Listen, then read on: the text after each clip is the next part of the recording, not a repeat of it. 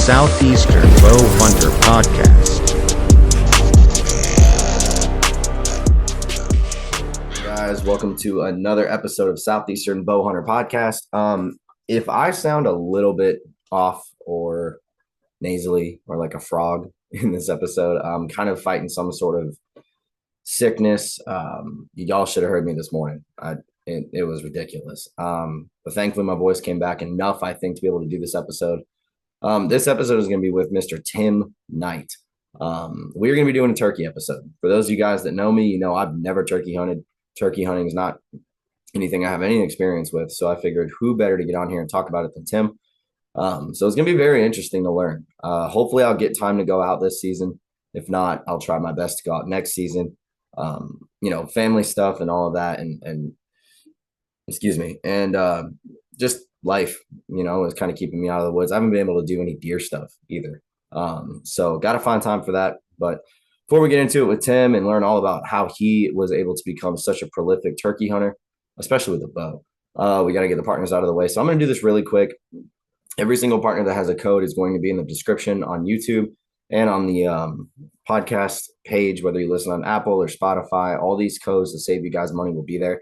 I'm really trying to keep these intros short because I always listen back to the episode and I'm just, honestly, I skip my own intro. So that being said, Working Class Bow Hunter, Osseo Gear, Summit Stands, Bowtique LLC, Berge Bowsmith, G5 Outdoors, Prime Archery, Dialed Archery, Ace Hardware and Social Circle, Scoutek, Camo Dust, Boning Archery, which we have a new code for you guys, so definitely go look into that on the descriptions. And last but not least, The Chase. If you don't know what any of those are, reach out to me. But I think it's pretty self-explanatory. So thank you to all the partners that help make this happen. Great people we work with. Very blessed, very thankful for that. Before we get into it, Tim, you guys know I have to drop the word for you a little bit. If you don't know who Jesus is, I really highly recommend that you give him a shot. Actually, I'll tell you all a little story. This past weekend, I went to Texas. And I was out there for my brother-in-law's bachelor party. Well, one of the nights we were up pretty late and everybody else had a lot of drinks. And I remember talking with one of the guys that was there, right? And, he and I have gotten really close over the past couple of years and, really good buddies. And Faith came into the conversation. And, I felt like I explained my view on it pretty well. I think that I, spoke Jesus to him enough that he may be thinking about this. So if he's listening to this, I hope that happened. But Jesus loves all of us. Okay. He died on the cross for all of our sins. And the only thing you have to do is have faith in him and trust in him. Believe that he did die on the cross and rose again 3 days later. And it's so simple. There's more that comes to it, but the core of it is that. Especially with Easter coming up in a few weeks. I mean, this is the perfect time. So if you haven't, given your life to Christ or even really thought about it, I highly, excuse me, highly implore you to do so. Just open your Bible up, see what God's got to say to you. Because he's always there and he's always wanting us to come home to him. So that's my preacher moment. I can already feel my voice going a little bit. So this is going to be very interesting. But let's get into it with Mr. Tim Knight and talk turkey. Forgive me for the froggy voice, but on this episode, we have a returning guest, Mr. Tim Knight. Now, last time he was on here, we talked deer, we talked broadheads, but something that I didn't know until very recently was that Tim, as far as everybody that I know that turkey hunts, is pretty much, I'd say, the best turkey hunter that I know. You have killed over 100 turkeys with a bow, which is absolutely insane. So I definitely want to cover all of that. But before we do, man, what's been going on? Been working in the shop, just trying to turn out as many deer heads as I can. And I've basically turned into a two-phase taxidermist. I'm basically just taking game heads and turkeys now just because I'm just so backed up. I'm blessed with work, but it's the double-edged sword of being good at your trade. Everybody wants you to do theirs. It just takes you a while to get to everybody. Mm-hmm. Yeah, I had an experience one time, which I think I may have asked you this on the last episode, but I figure I'll just ask you now. What is the normal turnaround time for like a shoulder mount? For an established taxidermist, it's going to be anywhere from 20 months to 2 years. Wow. Okay. And that's somebody that's going to be going like just balls to the wall constantly. Hard as you can go, trust me, from can to can. You should always be leery of a cheap price and a quick turnaround because that will get you burned. It's funny you say that because my first, here, I'll show you the deer.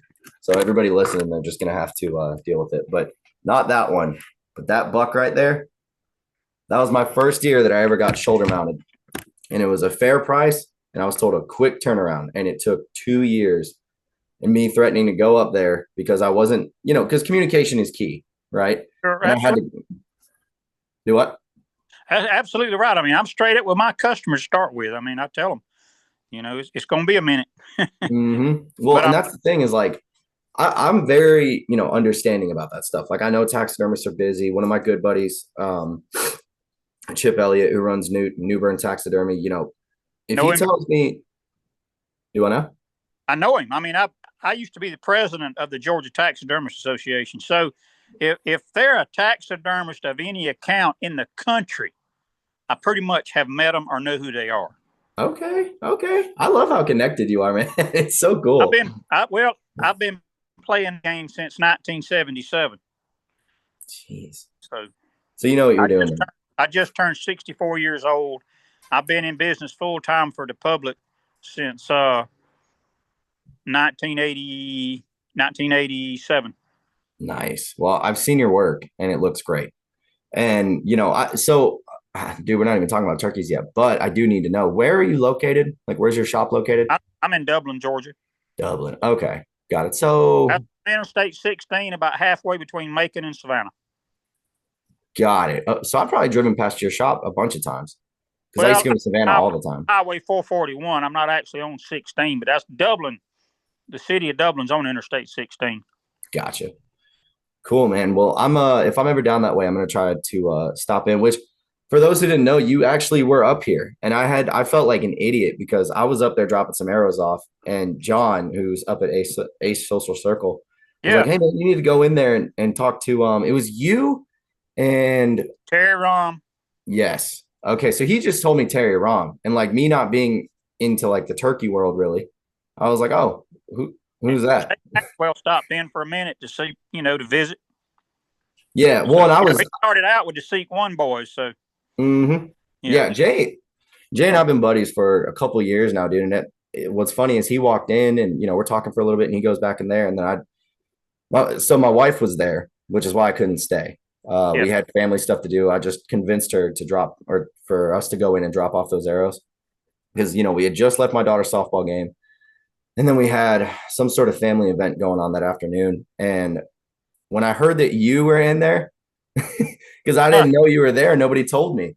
And I was on my way out the door and John stopped me. He's like, hey, man, did you go back in there? I was like, no, Jessica's waiting on me. He's like, Tim's in there, right? I was like, Tim Knight?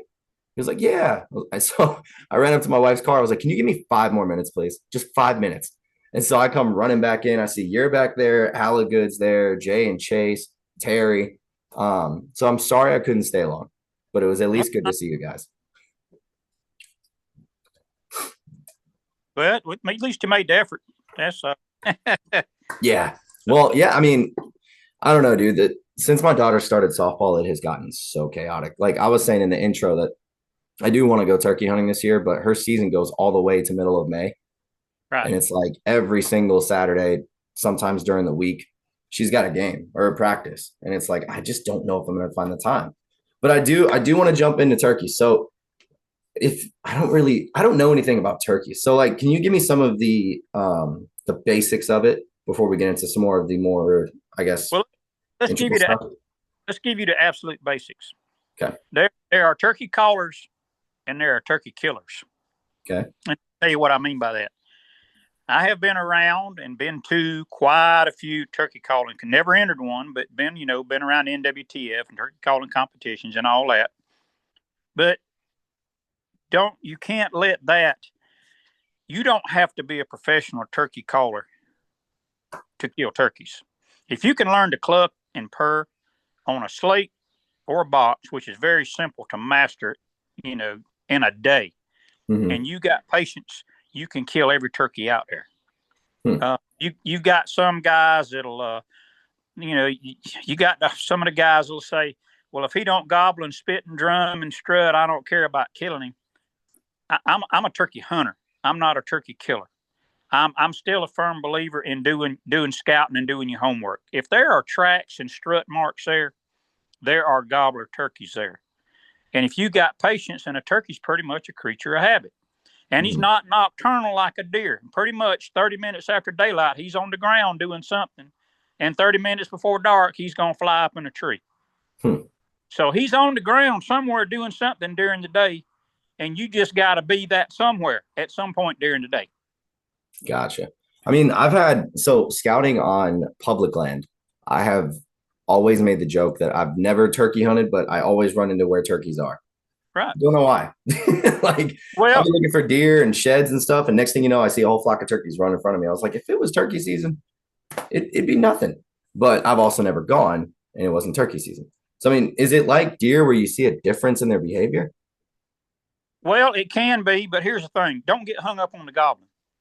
Okay? There are places where there might be a high predator population, and the turkeys don't gobble much on the ground because they've been used to being ambushed every time they open their mouth. A bobcat or a coyote, comes after him.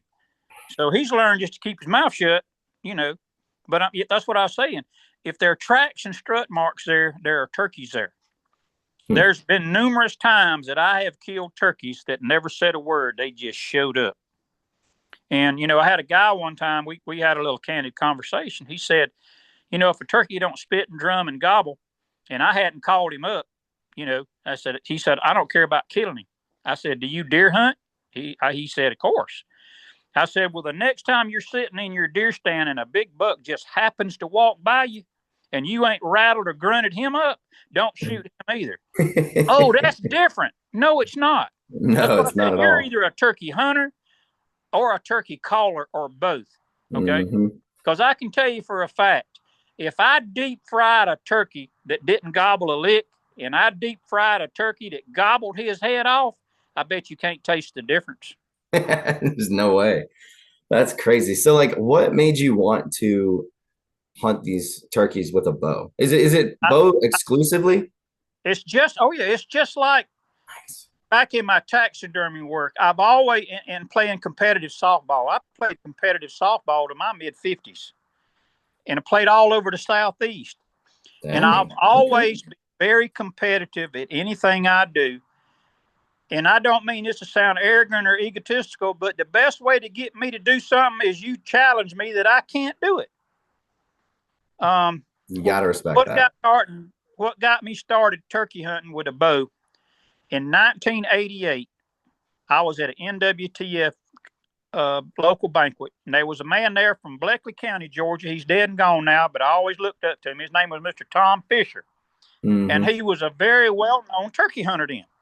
And I had a few gun kills under my belt, and I walked up to him and I told him, I said, Mr. Tom, I'm fitting to try to kill me a wild turkey gobbler with my bow with no blind.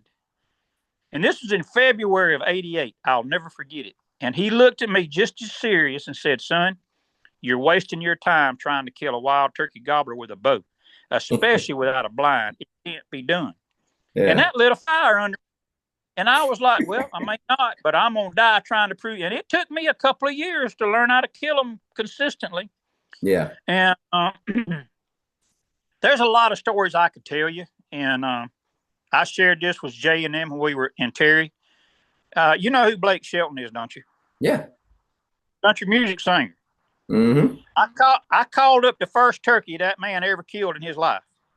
No way. We were doing our event called Country Goes Hunting. This is 25 years ago.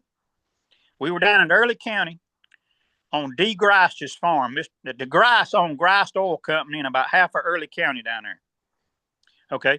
So the way that thing worked was we had a pairing board. You had a professional hunter, you had a country music singer, and then you had a syndicated television show. Or a professional videographer, somebody like Greg Thompson or somebody does a lot of videoing for Realtree, that would go with us. So we're riding into this field, and there's a big gobbler out there with a bunch of hens. And the cameraman behind me is freaking out. Stop, stop, stop. They're going to see us. They're going to see. I told D, who's on the landowner, I said, just keep driving. They're used to seeing vehicles. We'll let them leave the field. We'll run down here and set up, and they'll be back out here in an hour or so. I said, but if we get out of this truck right now and run the field, they probably ain't coming back till tomorrow. Okay. At that time, very few people knew about the decoy that I hunted with, and I had nicknamed him Ralph.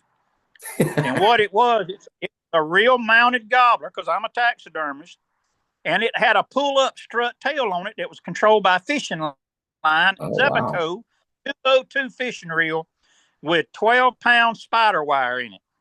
Okay. So we run down there real quick. We jump out of the truck. I get Blake set up. I put the cameraman over his shoulder. I go out there. This field has just been chiseled. If you know what a chiseled field looks like, it's like speed breakers all the way across the field. Mm-hmm. It's not been harrowed. It's been chiseled. Okay.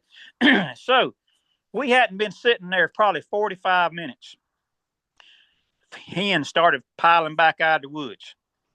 Here come the gobbler. He's out there 250 yards. He looked like a black Volkswagen with the doors open. Okay. So I said, get ready, Blake. So I pulled Ralph's tail up out there in the field, and I let it down. And the old gobbler, of course, he saw that, and he periscoped his head up and looked. He went right back to strutting. I waited a few seconds. I pulled Ralph's tail up, and I left it up. And you could almost read that gobbler's language like, excuse me, ladies, I got a little business I got to tend to. I'll be right back. He was right about everything except being right back. Here he comes across that field, left all them hens now. Here he comes across that chiseled field. And he looks like he's limping because he's going over all them humps. And you could literally hear him out there when he got about 70 yards. He was mad as fire, beard just a swinging. Now, Blake's trying to follow the gobbler with his shotgun. And I noticed how I said, Blake, just point at my decoy. He said, what? I said, point at my decoy because he's fixing to be out here in just a few seconds. Well, he comes up there, and you know how they do on a decoy. He just starts circling the decoy. And I figured he's fitting to wing slap him. But I had covered Ralph's base with a lot of dirt, so he couldn't knock him down. He could hit him, but he wouldn't be able to knock him over. Well, you know how they do that sideways walking. He sideways walked up to Ralph, and I said, I'm fitting to get him to stick his head up now, and you kill him when I say to. So I cut at him real hard. Pap, pap, pap, pap. Old gobbler stuck his head up like a periscope. I said, kill him. Just like that. Kill him. Boom. Old gobbler. Pop, pop, pop, pop, pop, pop, pop, pop, pop. So anyway, we go out there. Everybody's high-fiving and hugging and all that. Cameraman ain't said a word. We on our way back to camp with the turkey. We still talking about the hunt, me and Blake and all that. He appreciate because Blake at that time, his first hit had just gone on the airways, Old Red. You may remember that song. Oh, wow. Yeah. Remember Old Red? It was a story about him getting it's one of my favorite. Got locked up. He talked that. Yeah, about the dog. It's one of my favorite songs by Blake. Bloodhound. Yeah. Old Red. So anyway, so the cameraman said, I got to admit, he said, I've hunted all over the country with all kind of people. I have never seen a gobbler leave a group of hens like that and get killed.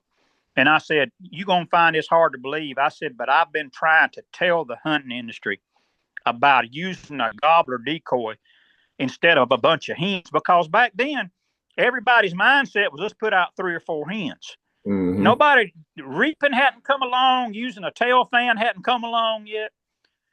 Well, see, all that footage from that Country Goes Hunting event hit the airways.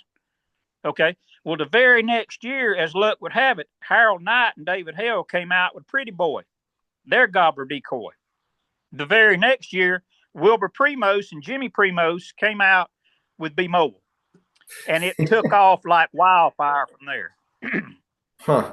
That's crazy. And I'll explain to you how the pull-up tail come about. When I first started hunting with a gobbler decoy, I was just using a stagnant, standing gobbler decoy. Didn't move. Well, I called up a gobbler one morning in the river swamp. I had a bunch of palmettos around me, and the gobbler walked right by me. He couldn't. The decoy didn't move, so he didn't see it. And I thought to myself, I need to find a way to make that decoy move to where I can get the bird's attention. Well, I went to my shop, spread me out a fan with Bondo, put me a screen door hinge on it, put me a stop at the bottom where it couldn't drop but so low, and put a stop at the top where it couldn't go more than vertical, and used 3 or 4 rubber bands as a return mechanism so I could pull it up with a fishing line and the rubber band would pull it back down. That makes sense to you? Oh, yeah. That was a game changer. That was a game changer. Okay. And then the rest of that event, when we got back to camp and everybody saw that footage, guess who everybody wanted to hunt with then? We want to go with him. So I've been blessed to hunt with a lot of the country music elites. Easy. Yep. I've hunted with, go ahead. I was just going to say, I guess I struggle because I grew up watching deer stuff, right? And I'm gonna tell you what, man, me and turkeys have always had some type of beef because every time I go to some place like a petting zoo or something and they got a turkey, it doesn't matter what I'm doing, the turkey that's there wants to attack me. And so I've been kind of thinking lately, like maybe that's just God saying, hey man, you need to go do this because these guys have a problem with you or something, right? I mean, joking, obviously. Turkeys, yeah, they can be very aggressive. I mean, I've seen them attack vehicles. Dude, I had 2 turkeys chase me. Do what? I said they'll see their reflection in a hubcap and attack the vehicle, thinking it's another gobbler. Yeah. I've got a video to send you. One of the places I go to for my job, it's down in Fayetteville. It's like this veterans camp or whatever. It's 500 acres, right? They got deer, turkeys, coyotes, foxes, all of that. I was doing their fire inspection a couple years back. And me and the property manager, I'm just driving around on a golf cart, right? And we're talking, I know he hunts the property. So I'm like, oh, how'd you do this past season? He's like, I saw some good bucks. I was like, are you going to be turkey hunting or did you turkey hunt? I can't remember what time of year it was. But, dude, we're going around one of the main pavilions. And I look over and I see 2 Jakes.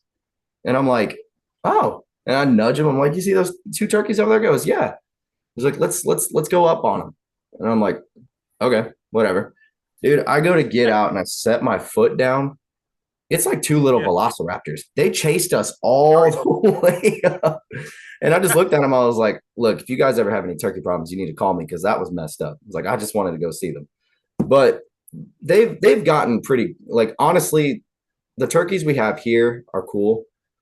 There is one, though, that if I ever really just dove headfirst into turkey hunting, it'd have to be, I think it's down in Mexico. It's like the ocellated turkey or something like that. It's the one that's got the blue head and the rainbow feathers. He's actually a peafowl. I don't know how he got into the turkey family, but he's more like a peacock than he is a turkey. Huh. They're beautiful birds. Never have. As pretty as they are, have never had an interest in it. I guess I'm prejudiced because of all the hunts that I've been on, and I've hunted Merriam's and all that in Nebraska. You can't beat the gobble of an eastern in the river swamp. When it's echoing through the bottoms, you can feel it in your chest. And the eastern has got a much different type gobble than the Rios or the Merriam's. Mm-hmm. And he gobbles more like a tame yard turkey. Nothing gobbles like a true wild eastern. What turkeys live in Colorado? Colorado would be Merriam's. Okay. Or you may parts in eastern Colorado where you've got a hybrid between a Rio and a Merriam's. They call them dirty Merriam's. I love the nicknames. Because they're not really white tail. They don't have a real white tail. Yeah. They got more of a tan tail like a Rio does. Huh. Interesting. Well, I was in Colorado two months ago, and we were hiking up in one of the trails near Castle Rock, and my uncle, now he elk hunts and mule deer hunts out there. He doesn't really turkey hunt, but he told me, he's like, dude, you're gonna see some turkeys.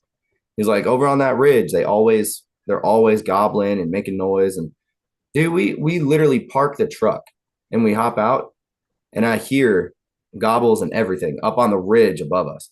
Yeah, Well, what right. you were saying, the Eastern's gobble is totally different, and I could It notice is. it's wild, dude. I Totally. mean, so what is your setup for hunting turkeys? Like, or actually, let me ask you this. Let me ask you this.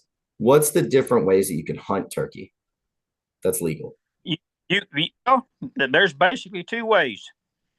You can scout and set up just like you were hunting deer. Mm-hmm. Set up on a logging road, set up in a clear cut where you found fresh sign or scratchings or strut marks or tracks or dust bowls or such as that. Or you can do what a lot of people do that get hung up on the gobbling. They go stand there at daylight and listen for one to gobble and then go after him. Okay. But if Mm-hmm. they don't hear one gobble, they get back in the truck and go home Hmm. or go back to work. So They're just scouting's probably more effective. and there's a lot of turkeys that won't gobble till they get on the ground. They may not gobble till on up in the morning. Hmm. And I can't explain that. And there's some turkeys would gobble their brains out from the time they wake up till they hit the dirt and get shot. If they get shot, or he may gobble his brains out and stay right where he's at. Or have hens take him away from you. Yeah. So it's kind of like deer. Some deer grunt more than others. Same thing with turkeys. They gobble more than others. Absolutely. Yep. Interesting. That's crazy. So I guess you would say that going and scouting and basically looking at sign, all of that's more effective. You can't. Yeah, you can't beat. Those tracks don't lie. It's just that bottom line. You see a big set of gobbler tracks. There's a turkey there, big gobbler there. Okay. And strut marks. It's no different than finding paw marks and rubs. So Okay. what's a strut mark? Like if I were to go scout, what would I be looking for? I'd rather let's take this. Let's say you see turkey tracks, and right outside those turkey tracks, it looked like you took 5 sharp number 2 pencils side by side and drug them through the sand or the dirt. It'll look Mm, like fine lines outside his tracks where he's dragging his wings. okay. You could probably actually look that up on YouTube or on the Yeah. internet. I'm thinking of places that I've scouted on private land and public land that I've seen that. I'm like, oh, turkey tracks. And then I just keep on going because I'm looking for deer. I mean that. So what what is and I know I'm Well, kind you of all probably over won't the see place. strut. You won't see strut marks in the fall. When Oh you're no, deer I hunting. always scout in the summer. Yeah, yeah. Yeah. You'll see strut marks. On up into June in places. That's usually when I start. This year I'm way behind. Dude, I haven't pulled any cameras off public. I've got a camera on a person or on a private spot that is basically dead. I mean, I need like 2 weeks where I have nothing going on and I can catch up because I'm getting so annoyed with how this is going. But I know I'm kind of all over the place with this. I'm thinking of all the things that I would need to know. Okay, so strut marks. All right. You can What if cover the calls. You could use a diaphragm. That's of course being a bow hunter. I need my hands free. mhm. So So the I diaphragm is the one that goes in your mouth, right? yes, that dude right there. Got it. Yeah. Okay. And you can use a slate or a box call or even a wing bone call. But most of most of your older, experienced hunters are going to mess with the wing bones. Slate and a box are probably the easiest to learn to master. Yeah. Okay. This one not so much. It's going to Yeah. take some time to. Yeah. Yeah. Well, I remember telling you before we got on here that I was practicing with the call that I've got upstairs and with my wife in the room. She Yeah. did not appreciate that. And it was terrible. Yep. Yeah. That's So, outside truck when you by yourself. yeah, I need to honestly find it. I know it's up there somewhere. So what different calls do turkeys make? I know you mentioned something about purrs. I mean, what's Yeah. Up a purr. You can do a fly down cackle. You can do an aggressive cut. I'm trying to warm this thing up because it's got triple reeds in it, and if the reeds stick together, that's why I was trying to get it moistened up where I could separate the reeds. Mhm.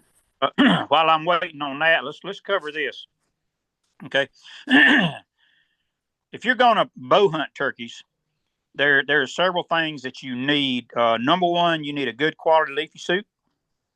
Number two, you're going to need some ornamental ivy that you can buy from an arts and crafts store or from the florist. You want to put some in your hat, even with flowers in it. You want to break up the top of your head outline. Mm-hmm. One thing that's a must is to buy you a turkey vest that's got a built-in backrest. So you can sit anywhere with comfort. Yeah. You're not going to sit out in front of the tree like you do with a gun, because that silhouettes you to everything in the woods if you got a hard edge on you. Mm-hmm. You're going to need a bipod for your bow that'll stand your bow up vertical in the ready to shoot position. And you're going to need to put that ornamental ivy on your bow and put it in places to where it's not going to affect the mechanics of the bow. Okay. Mm-hmm. And you can pretty much sit anywhere.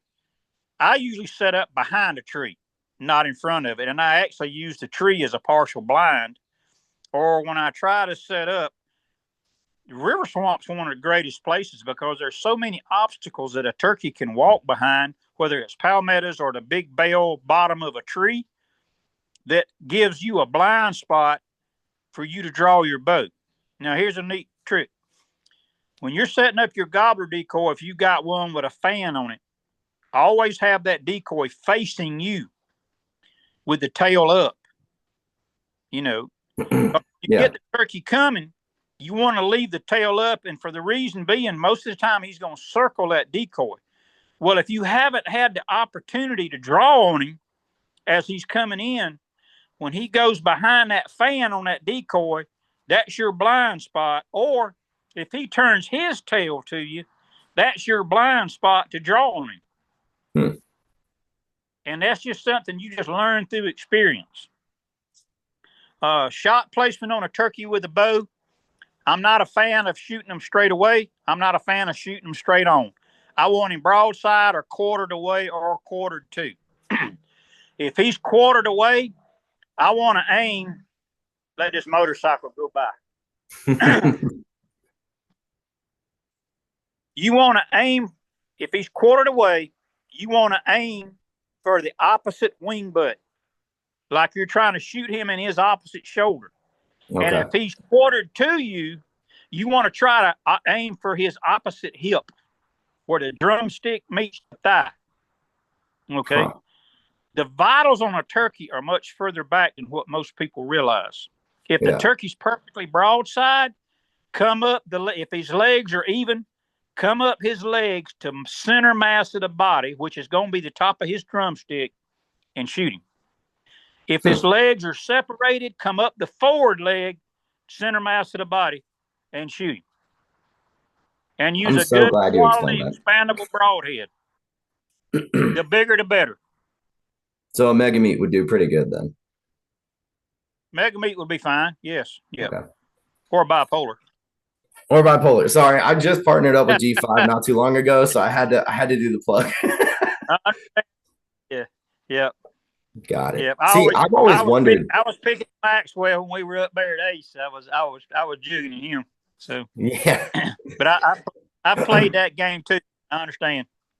Oh yeah. Well, I mean, dude, we could get into that because I had much better results with an expandable last year than I did with a fixed blade. So, I mean, it was a no-brainer, really. But well, I'm glad you explained that though, because I've always seen like Josh Bomar shooting turkeys in the head, John Dudley shooting turkeys in the head with that big, what is it, 3 or 4 blade broadhead. And I'm like, how do you even get that thing to fly? Well, and I'm not that good of a shot. That philosophy is you kill him or you miss him. True. That's the philosophy in that. But I don't know if they ever go into detail, but most of those guys, no, I take that back. All those guys are sitting in a blind. Yeah. Okay. True.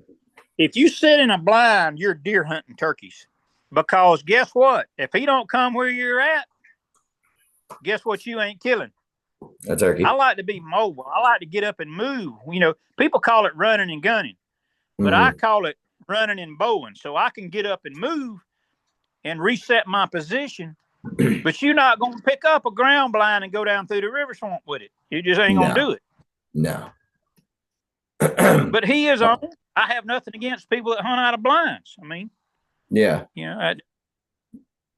Have you ever tried hunting deer with like not your turkey setup, but like how you were saying the camouflage? Absolutely.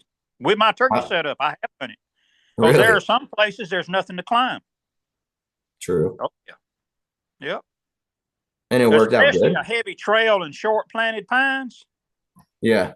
And here's the thing. With that ornamental ivy and all on your bow and wearing a good quality leafy suit and breaking up the top of your outline of your hat or head with that ivy, a turkey may look at you and see you move, but he doesn't recognize you as a threat. Mm-hmm. Okay? Things move in the woods all the time. Yeah.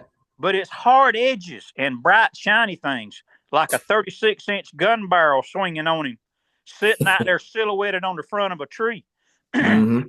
I'll tell you a neat little thing here that my brother taught me that served in Vietnam. You know what a boonie hat is? A boonie hat? A boonie hat. It's Mm-mm. basically a camouflage hat that's got a brim that goes all the way around the hat. Okay. You know, it doesn't have a bill cap. Yeah. Snipers learned real quick to wear a boonie hat and put the foliage because it had elastic in it, and you'd put foliage in it so when you turn your head, it wouldn't be as noticeable as a bill cap. A sniper will tell you a bill cap will get you killed quick because as soon as you turn your head, a sniper will pick up that bill. That's crazy. You're dead. Yep. I never even thought of anything like that. And then you think about you now, you're dealing with the best eyes in the woods and you're sitting out on the front of a tree. Okay. Let's say a gobbler comes in quiet. Guess who he's going to pick off? You. Now, as long as he's gobbling and coming in, you know where he's at. Mm-hmm. But there's been a many a gun hunter that got busted because he's sitting out on the front of that tree and that gobbler come up quiet. And as soon as he saw the movement from the gobbler, what's the first thing that hunter's going to do? I'm going to move to shoot him. He's going to turn his head, and then he's going to quite a quick draw him. And you know what happens then? Turkey goes flying off. Yeah, that's right. You cannot quick draw a turkey. You ain't going to do it. Mm-mm. Yeah, that was one thing about turkeys that blew my mind was their eyesight. Because can't they see colors that we can't even see? A turkey can see you change your mind at 100 yards. That is so insane to me. Yeah. Well, you think about it now, they can't smell. So their two defenses are their eyesight and their hearing. Their hearing is absolutely stupendous. And a lot of people don't realize this, but a field or an open clear cut or a wide open space is the best place to hunt on a rainy day or a very, very windy day for turkeys because they have to go to where they can see because one of their senses is down. They can't hear. So they go where they can see to protect them from predators. Yeah. That's pretty interesting. You write that down. That's a fact. Oh yeah. No, I'm gonna re-listen to this and write everything down. That's crazy. So like what's your ideal setup for bow hunting turkeys? Scout, locate the sign, get there in the black dark in the morning and set up and start from there. If he's gobbling a spot not too far away, I'm gonna wait him out. Okay. It's like I told you earlier, patience kills more turkeys than the best calling in the world. Yeah. You know. Now, are you using the same broadhead on turkeys that you would on deer? Absolutely. Really? Yep. So you're running bipolars on turkeys? The bipolar was originally designed to shoot turkeys with. I think we talked about the story about Muzzy back in the day. Yeah. I was designing that broadhead for Muzzy as a turkey broadhead. And it just morphed into being deadly on anything. So it's just deadly. Well, you're talking about 1 1/8 inch fixed and a 2 1/8 inch expandable in the same head. Yeah. That's a devastating wound channel, man. Yeah. I mean, that pig you showed me the other day, dude, I'm supposed to go on some pig hunts I think. That nasty or what? Dude, that thing was destroyed. That pig was hurting for sure. That's awesome. Yeah. I mean, I've got plans to go pig hunting. That's the toughest critter. For a North American hunter, that's the toughest critter that walks. Because their hair is so heavy, their skin is so thick, and they're just tough. Yeah, dude. All right, I need to ask you then. So I know this is supposed to be a turkey episode, but you brought or I said something about the pigs. So I need to ask you because I'm going on my first pig hunts this year. What Yeah. about pigs? Because I've never done that either. I've actually never seen one in the wild alive. I've just seen them dead. So like, what do I need to know about that? You need to study the anatomy of a hog because their kill zone as far as heart and lungs is Mm-hmm. not near as big as you think it is. There's a guy that's he's really set in his ways. Some of his stuff I agree with, some I don't. You probably heard of Ranch Fairy Mm-hmm. on YouTube. He does a lot of hog hunting out there in Texas, and he'll be the first to tell you you need to study the anatomy of that hog. You're better off actually. The tighter you can shoot that hog behind the shoulder or angled into the opposite shoulder, the better Mm-hmm. off you're going to be. Are their vitals up it's further? very it's very easy to shoot back on the hog. Very easy. Huh. Yeah, because they have that Because shield back there, don't they? his heart is literally right in the top of his brisket bone between his two front legs. Really? Yeah, really. That's why I say Good study the Lord. anatomy of the hog. He doesn't have near the lung area that a deer does. Yeah. That's wild. I mean, I've always heard about the shield that they have, but Yeah. I didn't know that their vitals were that far up. That's that's insane. The thing about the shield is all boar hogs have got what I call the Achilles heel. And that is they have a soft spot that's right behind the elbow on their front legs. And it's Okay. before the shield starts. And if you can hit that spot, they're basically heart shot. Hmm. Yeah. Okay. You can I'll go remember that. get a chance, you can get on YouTube and look. My son's got two pages. He's got one that's called Duckman2288, Mm-hmm. and the other one is Genesis Archer. Yep. And there are lots and lots of hog hunts on those two pages with the bipolar or shot placement, as a cheap plug, but shot placement on wild hogs. Gotcha. Yeah, I'm gonna have to watch that because I think me and my buddy Josh are going um May or June because I'm waiting on my new prime to get in here. So once it gets here and we go to tack and we get all that out of the way, then we're gonna start trying to pick some hogs off because I've never eaten wild hog, but I've heard it's really good. And the more meat I can get, the better. As long as you stay away from the boar hogs that are over 100 pounds, and any shoat, gilt, or sow are going to be great table fare. And What's usually wrong I with the take boar? one every year and grind it like burger Yeah. and add beef fat to it. I'm not making sausage now. I'm making burger with it, with just beef fat in it. And you can use it in homemade soup, chili, Ooh. spaghetti. It makes or tacos. It makes Yeah. a great ground meat. Okay. Or you can take some of it and have it cubed and have fried cubed pork and with gravy and onions. Oh, that's awesome, man. That sounds awesome. so good. It's good. They're very, and it's what's that area in the grocery store? It's not generic. What's the word I'm wanting to use? Organic. Raisin. It's it'll come to me in a minute. Is it organic? Organic. That's it. Yeah. Yeah. That's it. Organic. Yeah. So you know where it's been. Mm-hmm. Well, That's been a big thing. Store, you're just trusting that it's been taken care of. Yeah. I mean, that's been a huge thing lately is like, my wife has really tried eating better. So we've been eating more deer, we've been eating more chicken and stuff. And I'm like, dude, it's not that I'm getting tired of it, but I just want something else. Like she likes turkey. I've just recently started liking turkey.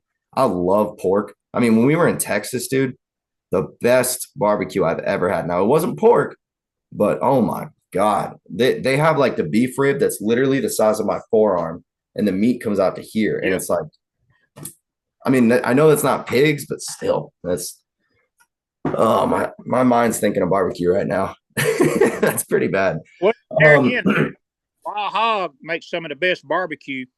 In fact, at our last Georgia Taxidermy Association meeting, believe this or not now, I did a cooking seminar. I cooked 80 pounds of wild hog. I had about 150 Jeez. pound sow. One time I got her cleaned and everything else, I had 80 pounds of meat. Good Lord. I cooked it all night the night before on 250 degrees where I could pull it, basically string it out. Mm-hmm. They ate 80 pounds of pork in 30 minutes. I think I had 15 of those giant sunbeam bread loaves. Yeah. And you talking about the Velociraptor thing? And I had like 3 different kinds of sauce. I had Mrs. Griffin's mustard sauce. I had the Sweet Baby Ray's sweet sauce, and I had a Kraft sweet sauce. And man, they went through that like like velociraptors. I mean, they wasn't nothing left. Oh man, Tim, you're making me want to go even earlier now. Well, I want to circle back to turkeys a little bit. So, last time you were on here, we talked about, your Pope and Young deer and all of that stuff. I mean, you have killed 103 turkeys with a bow. That's mind blowing. That's absolutely mind blowing. Yeah. Out of all those turkeys, how do turkeys get scored? I mean, are we looking at the spurs, the beards, like what? Because deer are looking at antlers. All of the above. It's the weight of the turkey. It's the length of the beards, and there's a decimal system you have to use on the spurs. Mm-hmm. But that's easy. You can look up on the NWTF website how to score a wild turkey, and it'll go step by step. Actually, my youngest son, Hunter, he holds the #1 spot in the state of Georgia for the atypical turkey. And unless it's changed, I've got the #7 typical and the #5 atypical. Whoa. Hold on. State. Typical and atypical? What's that? Yeah, multiple beards. Oh. Wow, typical would be 1 beard, and atypical would be multiple beards. Yeah. So it's kind of like how deer are in a sense. I mean, not the same, but I didn't know they did that. Oh, yeah, they do. That's wild. So what is there like a national world record for that or? Well, yeah, the NWTF keeps records. You got people out there they've done that world slam multiple times. They've killed all the turkeys, and they've been and done it several times. And that's crazy. Did you see Waddell and them go do the slam in 24 hours? Yeah, I did. Dude, what do you think of that? Like that's insane. Well, if you know how that game's played, okay, a lot of your professional hunters are invited to these outfitters. Yeah. And they're going to get put in a gravy hole because they're trying to sell hunts, if you're following me. Okay. But the average Joe, when he goes to that outfitter, he might get stuck in a gar hole. You know what I'm saying? There's a lot of things that I could talk, because you're a young man, you ain't played this game very long, but if sometimes it's just me and you, we can talk. I'll educate you. Yeah, I could tell you some stories just in the past 3 years of doing this that I've learned very quickly how this whole, just a smidge of it, a little bit of it, how the whole game works. And I don't know. I don't want to get into that because the past few episodes we've talked about that, and it's been, how do you think social media is affecting hunting? It's like I've done enough of that. Absolutely. Yeah, because I don't want to keep saying negative stuff. And so all right, back to turkeys. What my ADD is going crazy today, so I apologize. What else would I need to know? If I said, Tim, I'm going turkey hunting this weekend, if I'm going opening day, which I'm not, but if I was, what would you? I know you said scout. I know you said go look for them based off the sign. Yep. Is there anything else I would need to know? Man, well, you hunting public or private? Probably private. Okay. Well, I would go to the area I found the most concentrated sign, and I would plop down in the black dark in the morning and set up, and then wait for daylight, maybe hunt till 9 or 10 in the morning, and just play it by ear. Then, if you've heard one gobble off in the distance, just try to wait him out. And if he don't show up, then you after a certain period of time, you might want to move a little closer to where you heard him set up, and repeat. Yep. So, have you heard people compare turkey hunting to elk hunting? I've heard some people make the comment about calling in an elk like calling in an 800-pound turkey. That's, but I've never elk hunted. I see where hooked on it. Yeah. Okay, because I said that to my buddy in Michigan that guides for turkeys, and he got mad. He was like, "Dude, don't make that comparison. It's nothing the same." Now he's never actually. I think he has elk hunted once. You have to think, dude, it's somebody like in my situation, as much as I would love to travel and hunt, that time of the year is my busy time of year in my business. Mm-hmm. I need to be close by, whether it's turkey season or deer season, Yeah. Well, I mean, that's been my biggest thing is like tonight I'm putting in points to get preference points for Colorado. Mm-hmm. And I'm planning on trying to go in like 3 to 4 years. And I already am trying to come to terms with the fact that I won't be here for opener, most likely. Yeah. And I'm not happy about that. Because, when I have time, which again, this year I haven't, but normally around this time of year, I'm already seeing bucks that, they're starting to bud up a bit and I've got food out. They're starting to pattern and all of that. Like, I don't want to put in all that time and then not be there, but I also really want to kill a muley. So we'll see. But okay. So we covered turkeys. Congratulations on 103 turkeys. Let me just say that when John told me that, my jaw dropped. I mean, that's insane with a bow. Yep. No less. That is absolutely insane. So, but here, and I don't mean to sound any kind of way about this, but what you're going to find out is because I've actually volunteered several times to do bow hunting seminars for free at the NWTF, but they just don't want to recognize bow hunting turkeys. Okay. Why? They consider it a shotgun sport. So people like me and other people that have had a lot of success bow hunting turkeys, we get swept under the rug. Okay. But in any other sport, you're celebrated. Yeah. Well, that needs to change. Huh? For what it's worth, I respect the hell out of you for killing 103 turkeys with a bow. That's insane. Thank you. I appreciate that. I mean, again, my jaw dropped when they told me that. But speaking of bow hunting and being good at it, how'd your deer season go this year? I did not shoot a buck this year, but that's the way it is if you're trying to kill a good deer, because you can't kill a 150-inch deer if you shoot him when he's a 120. True. So there you Do you kill any does? But now I don't trophy manage turkeys. If it's a long beard, he's getting shot. Yeah, I don't care if he's a 2-year-old or a 4-year-old, and I've killed some really good gobblers in my career, and I've killed a lot of 2-year-olds. And but yeah, I'd like to say I don't, if he's got a long beard and I know he's at least 2, especially with a bow, okay? And a lot of people think I've got all this private land that I got right. No, that nothing could be further from the truth. Yeah. I even had a guy challenge me one time, which really worked out good. He said, "Well, if you're so good with that bow, you need to kill one on public land and get back with me." I think I went the next week to a piece of public property. I called one up and killed him. Guess who the first person I called was? Actually, I sent him I sent a picture in front of the WMA sign. Yeah. Oh man, I love the competitiveness. That's refreshing. One thing I didn't ask you that I've always wanted to really know the difference. Like, you hear people say, "Oh, there was a couple Jakes, there was a couple Toms." What is the difference? Length of the beard, and most time the size of the bird. A Jake's gonna look like he's got real long legs, and he's gonna have a little stubby beard sticking out, 2 to 3 inches.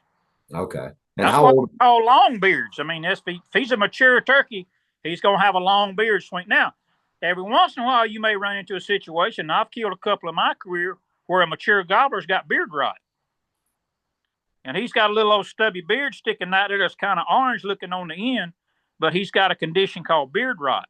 But when he goes to full strut. He's got a full tail, and he's a big bird. He just doesn't have a beard. Those are and I've actually killed one turkey in my career that was a long beard, and his legs were slick as glass. Had no spur whatsoever. What? That's right. Huh. Happens every year. Somebody you ever gobbler with no spurs. You ever seen any of those white turkeys out there? I've never seen one personally, and I don't know if that's a tame genetic that's gotten into the wild birds, like the smoke phase. Yeah. They're beautiful birds, but a lot of times you can tell by looking at their head. If they got that tame turkey gene, they're going to have a real fleshy head. Unlike a wild gobbler. He's going to have a fleshy head, but it's not going to be overdone. Tame turkey's got just, I don't know, like an old lady with a bunch of wrinkles. That's a great comparison. That's so funny.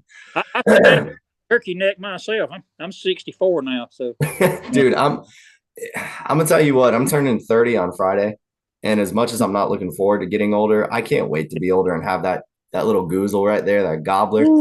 It's gonna be both my boys are older than you. Now I really feel old. I'm sorry. Maybe I shouldn't have said that. That's my fault. Enjoy it while you can. It's gonna go by quick. Dude, I know. I keep forgetting that I'm literally gonna be out of my 20s in 2 days, and it's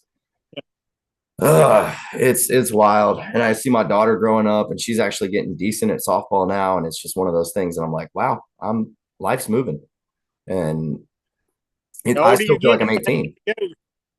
Trust me, the older you get, the faster it goes. That's what it feels like. That's really what it feels like. Like, I was thinking about how long I've been deer hunting, and this will be my seventh season. And it doesn't feel like it. It feels like I just started 2 years ago. Yep. So it's wild, man. Well, look, man, I appreciate you coming on. I do want to know, so just to cover all bases, did we cover everything turkey wise that you would tell to a new guy? Let me see if I've got this thing softened up enough I can run it right quick. All right. Yeah, because I would like to hear the different calls if possible. Just a minute. I got to get my reeds separated, or it's not going to sound good. All right. Give me just a minute. Y'all bear with me. Oh, you're fine. I could go get mine and show you how bad I am if you wanted. Actually, yeah. Is it down here? Nah, it's upstairs. There we go. All right. It's a basic cluck. Okay.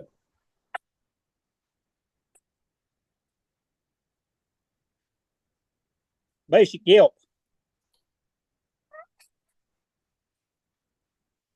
Yelp with a cut. Hold on, Tim. I don't think it's picking it up. Do what they call a TK or a lost call. Hold on, wait. Is just I don't think it's picking it up. I can't hear it. I ain't done it yet. Oh, okay. That's what the young turkeys will usually do, or when a flock's busted up, they'll key like that to reassemble. Okay, I'll do that one more time.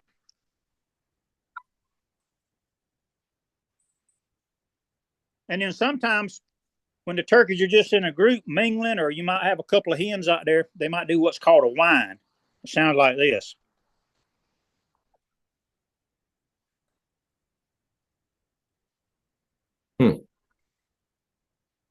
Boy, if you ever get one coming and hit him a couple of times with that, he's usually toast. And you can actually gobble on a diaphragm. And it sounds like this.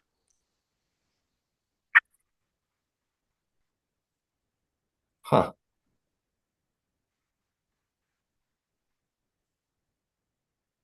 So, okay.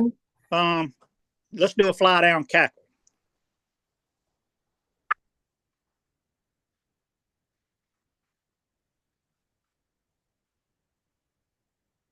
That would be a fly down cackle. But like I said earlier, if you can learn to do these two things, cluck and a purr, I need to do a purr. So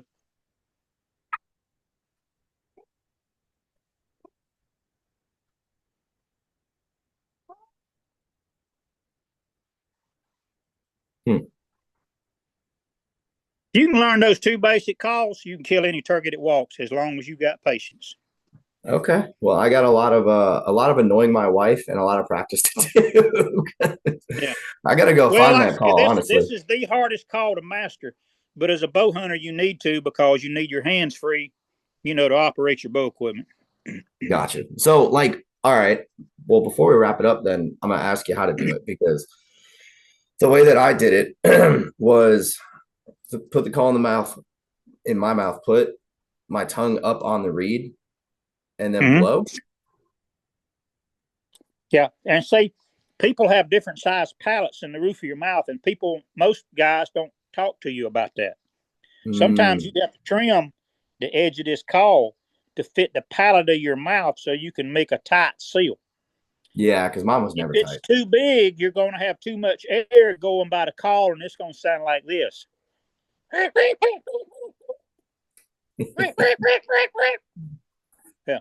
Does that sound sounds really familiar?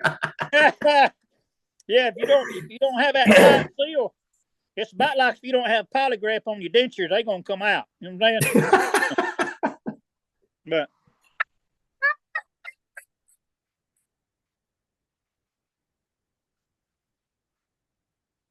That's crazy. So the question is, do you have any turkeys in your yard right now? actually, no. I do have a couple of my neighbor's dogs barking right now. Oh, that's always fun. Oh man. Well, Tim, I appreciate you giving me this rundown on Turkey Basics 101. Seriously, man, 103 turkeys with a bow it's I know I've said it, but that's insane. That I don't know. I really don't know what else to say. Like, it's just cool. Well, the accolades are greatly appreciated. It's a learned trade like anything else. It's a lot of trial and error, and you know, it took me a while to learn how to kill them. But then I was actually, even when the limit was 3 in Georgia, I was killing my limit with a bow before people were killing them with a gun. Wow. And everybody kept asking me back in, "Are you killing them turkeys with a bow? We can't kill one with a gun." I said, "I'm using a gobbler decoy." "No, really, how are you killing them turkeys?" "Man, I'm using a gobbler decoy." And it's a I lot. just didn't believe you. It's a lot more trouble to put a mounted gobbler on a base on your back and haul it. But you know what my old saying is, and it doesn't matter what you do, whether you're in business or in the woods, success comes before work, only in the dictionary. You get out of something what you put into it, no doubt. Yep, that's given me major conviction about my deer season this year, because I haven't gotten started yet. Oh man. Well, look, buddy, I appreciate you coming on. Real Sure. quick, give Appreciate us. you having me. Of course, of course. I was when I saw you up at Ace, I started thinking about it again. I was like, I'm probably going to be getting into turkey hunting. I bet Tim would be the one to talk to. So I'm sorry it was so last minute, but before we get off of here, man, can you sort of give us a shameless plug, about the broadheads, the taxidermy, and anything else you want to tell the listeners? Hey, what? I own Knight's Wildlife Studio in Dublin, Georgia. I'm very easy to get in touch with. I have a personal page, which is Tim Knight, and it's me standing there with a mounted gobbler where I won the show at the Nationals in 2020 at the NWTF in Nashville. I've got Knight's Wildlife Studio page, which is my business, on Facebook, and I've also got Bipolar Broadheads on Facebook. So you can find me at either one of them. Check out my son's 2 YouTube pages, which is Genesis Archer or Duckman 2288, and lots of videos to watch on there to see the bipolar in action for hogs, deer, and turkeys. All right, it sounds good. We all heard it here. Tim, thank you again, man. And I want to do another episode with you on deer a little bit later this summer if you have the time. What you need to do is if you can get away from the misses, you need to come down here and let me put you on a hog. Oh, dude, listen. Would I be able to bring my buddy Josh? Because he's been bugging me about pigs. Who's that? my buddy Josh Criswell. You might have met him before. I don't know, but he's been really wanting to kill a pig. So I hate to ask you on the spot, but yeah, dude. I mean, I would definitely I would definitely make the drive for sure. Because Well, as soon as turkey season goes out, I'll be back on the hogs. And I usually I pull my spinners off my feeders during turkey season, just for the sake of not having bait, on properties. I think the law is now you can't feeder on the property. No, irregardless if you're sitting 200 yards from it with a bow, it's you're not supposed to have a feeder on your property during deer season. Turkey season. That's crazy. Well, wherever I go, if I do get the chance to go. Yeah. That's probably what I tell the game warden. I don't have a 200-yard pin. Hey, you can make it happen. That's crazy. Yeah. But yeah, we'll figure something out. I know my summer, I think, is pretty open. At least I hope so. But yeah, dude. I mean, I'll definitely try to make the trip down for sure. Well, a lot of times in the summertime, you're going to be hunting hogs after dark because they get nocturnal and hot. So, but that's actually fun. You sit there and watch the lightning bug show, waiting on a hog to come in there to eat corn. Yeah. No, I mean, I'm down. I'm totally down. Awesome, buddy. Well, good episode. We'll definitely figure that out. And like I said, later this summer, if we can do an episode on deer, early season tactics and stuff, kind of like we did last year. I'd really, really like to get you back on here. Well, maybe we'll be able to do one with hog, and you'll have one under your belt. You can come down. That would be great. We could maybe do one while you're here. Yeah, I'm planning on getting some mobile setup stuff for the podcast, so that'll work out perfectly. Sounds good. All right, cool, man. Well, thank you again, Tim. Hey, good luck this turkey season. Thanks, man. You too.